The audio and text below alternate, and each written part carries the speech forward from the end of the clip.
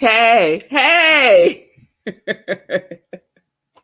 Hey, y'all. I was feeling all of that, all of it today. Yes, yes, yes. Good day, good day, good day, mommy. It's good to see you.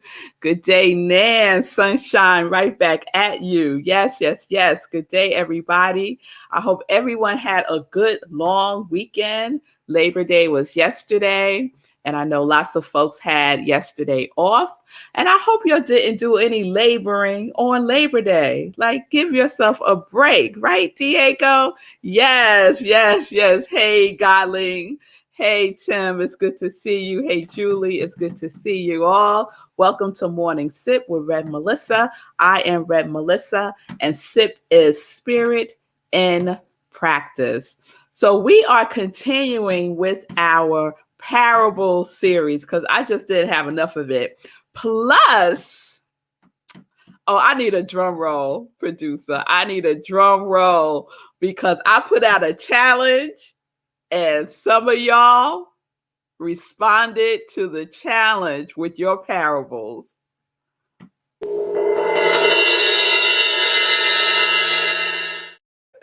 Yes, I want to give a shout out to Nan, to Julian, and to Sekou for submitting amazing, powerful parables. Yes, they did. So remember last week, right? We started the parable series, and I just put out there as a suggestion, wouldn't it be fun? Wouldn't it be fun?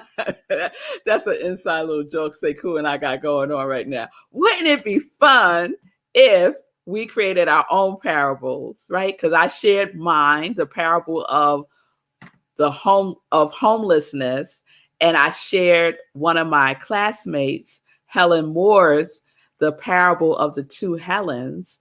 And I said, wouldn't it be great if y'all created your own parables? And some of y'all said, yes, I will. And you did. And so I have them. They're wonderful. So I'm going to be touching base with each one of you via email to talk about what I would like to do.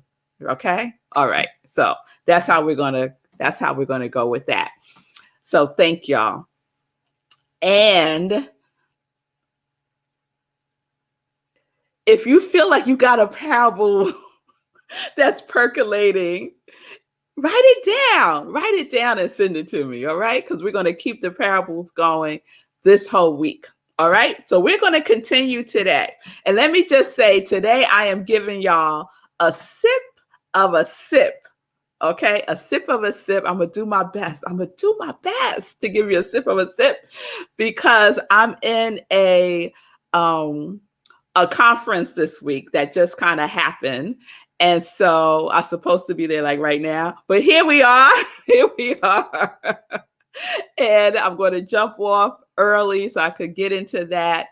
And yeah, so it's a conference that CSL is doing for new ministers. And so you all know, and if you don't know, I'm the new spiritual director at Rocklin Centers for Spiritual Living. And so I'm excited about the opportunity to be in a space with other new ministers and sharing and learning. And, thank you, Jean, and glowing, apparently glowing. Yes. Jean, I think that's from that run I did this morning. Okay, let's focus, Red Mel. Okay, we're going to focus. I'm so excited. The parable of the cloth and the wineskin. So you might be familiar with this parable. It's one of Jesus' parables. And I'm going to read it real quick. So it's centered around the question about fasting. But there's a piece in here that I want to highlight that focuses on our thinking, right? So it's the last piece of this, but I'm going to read the whole thing.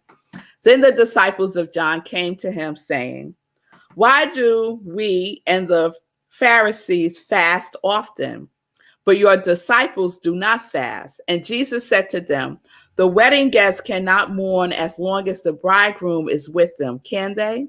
The days will come when the bridegroom is taken away from them, and then they will fast. No one sews a piece of unshrunk cloth on an old cloth.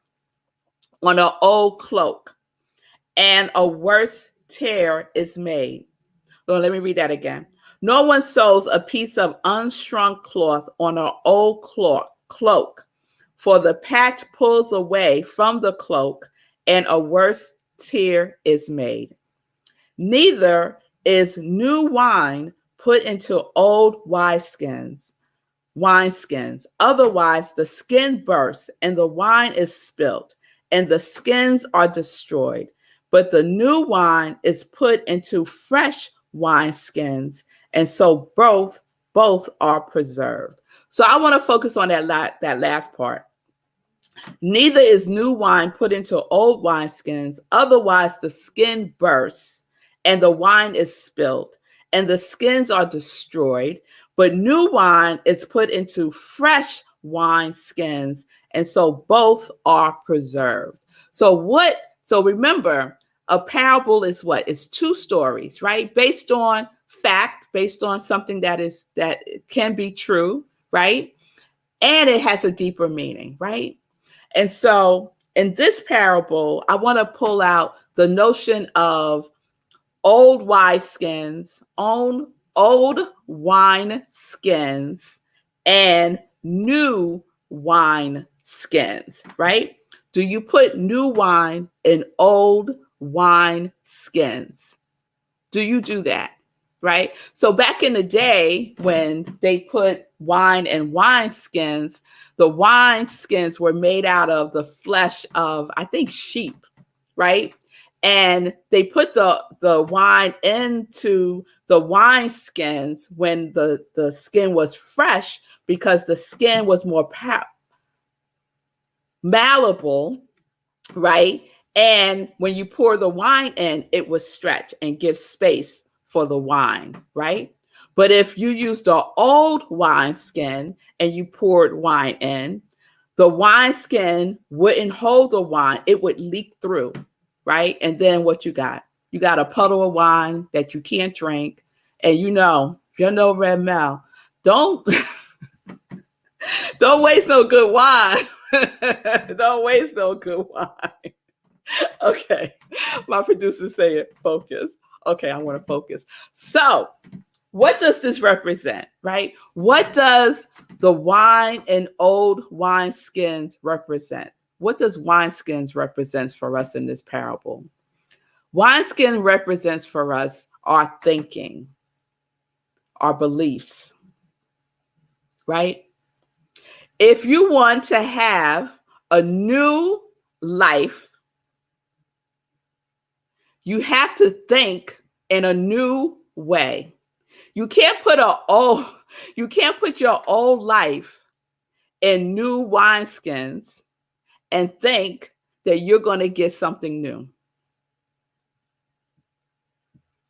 It won't hold it. It'll just seep right through and become nothing, right? If you want new wine, right? You want to put it in new wineskins. If you want a new life, you have to put it in a new thought, new thinking, new beliefs, right? Yes. For a second, I was expecting someone to say yes back to me. Okay. Yes, Pamela. Yes. Thank you. Thank you. Right? So the idea of us creating the life that we desire by continuing to think with limiting beliefs, with old pattern of thinking that has not gotten us where we want to go yet, is fruitless. It's fruitless. It makes me think about the quote from Einstein where he says, you cannot resolve a problem. You cannot have a solution at the same level of the problem, or something like that, right? It has to be, you have to change. Bottom line, you have to change. You have to change. And I just remember I wrote down the quote from Einstein. Y'all, let's take a breath.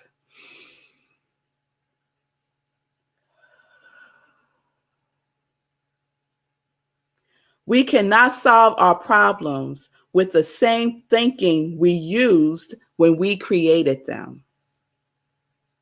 We cannot get something new out of old thinking, limiting thinking.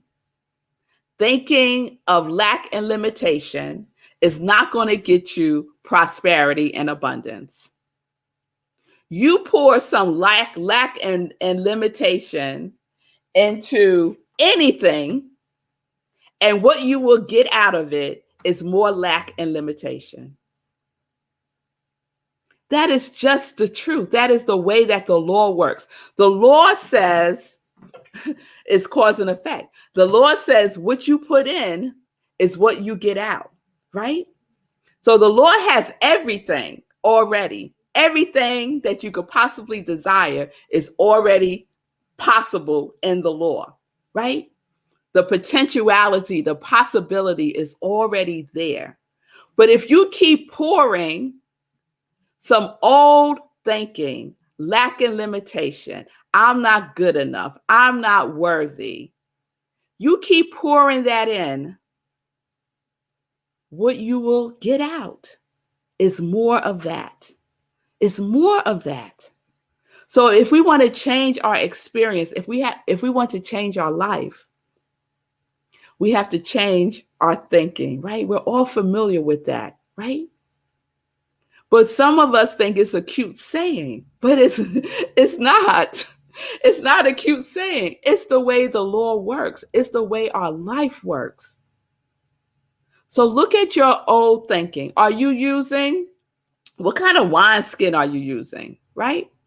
Your consciousness. Let's imagine our consciousness is the wineskin, right? Our subconscious mind especially is the wineskin, right? Are you using old consciousness, like old wineskin? Or are you using new consciousness that you're working on, that you are doing your spiritual practice through, that you are affirming for yourself, that you are imagining for yourself now? Now. Because the old wineskin cannot hold the new life that you are imagining for yourself. It just can't do it. So I want to share something. I want to share something from the book that I've been referring to all week, Irvin Seal, Learn to Live. And I just want to read this one part. This whole section in this book the section is called Renewing the Mind, if you have this book. And it's my favorite section. It's section 3. And it's where the parable of the cloth and the wineskin ends. And I have so much of this highlighted, but I want to share this one thing with you.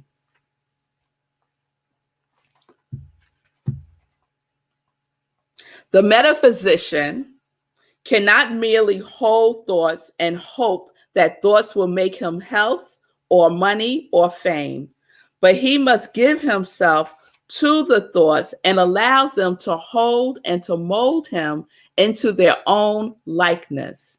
The human mind must learn to relax, to give up, to open and release the old before it can receive the new. What is it that you need to start to let go of? What is it that you need to release, right? We talked about this yesterday in Meditation with the Moon, right? What is it that you need to release? What old thinking, old beliefs do you need to release in order for the new to come through, right? When Irvin Seals writes, mold him into their own likeness, he's talking about being that. The likeness is being it, right? So if you want prosperity, you be prosperity. If you want joy, you be joy. If you want bliss, you be bliss. If you want connection, you be connection. You be the likeness of that which you desire. But you have to start with your thinking, with your beliefs, with your pattern, with your routine, with your habits. You have to start there, right? and use that new wineskin, that new consciousness to impress upon the subconscious mind that it's a new day. It's a new day. Yes? Oh, yes, I see you, Nan. We start with the old mind we have and consciously choose to start putting new and positive beliefs into it. Yes. Yes. And yes, be willing to release the old. Yes, Nan, you captured it. Oh, Nan, I loved your parable so much. You captured it, right? Old wineskins. It's time to put it away, to lay the old thinking, old beliefs, lay it down. If you want something new in your life to come through, you have to believe it. You have to think it, and you have to become it. You have to become it. All right. I think I'm going to stop right there. I'm going to start right there, y'all. Okay. Because I have so much more. I have so much more I want to say. Do you see all that? But I'm going to stop right there. And maybe we'll pick up with part 2 tomorrow because there's just so much to unpack in this parable. All right. So let's just plant the seed for that, right? Think about some old thinking you got going on that you know is still there. You know it's still there. Don't try to act like you don't know. You know it's still there, right? In the nooks and crannies. Yes? And let's start to cultivate the new thought. We're releasing that and we're cultivating the new thinking pattern, the new belief, right? And if you need support, all you need to do is think about your affirmation, your quality of God, your quality of spirit that you affirmed for yourself the beginning of the year. I'm always going to take you there. Start there again and again and again, because some of us put it down. Start again. Okay, y'all. All right. So that is where we are today. We'll continue tomorrow. Thank you so much. I am Rev Melissa. This is Morning Sip. We're going to continue with our parables tomorrow. So peace and blessings, everybody. I'm going to share joy news tomorrow because I want to talk about our meditation with the moon. It was a good one yesterday, but I'll talk about that tomorrow. Peace and blessings, peace and justice. We're living life in joy. Yes, yes. Connected to our yes.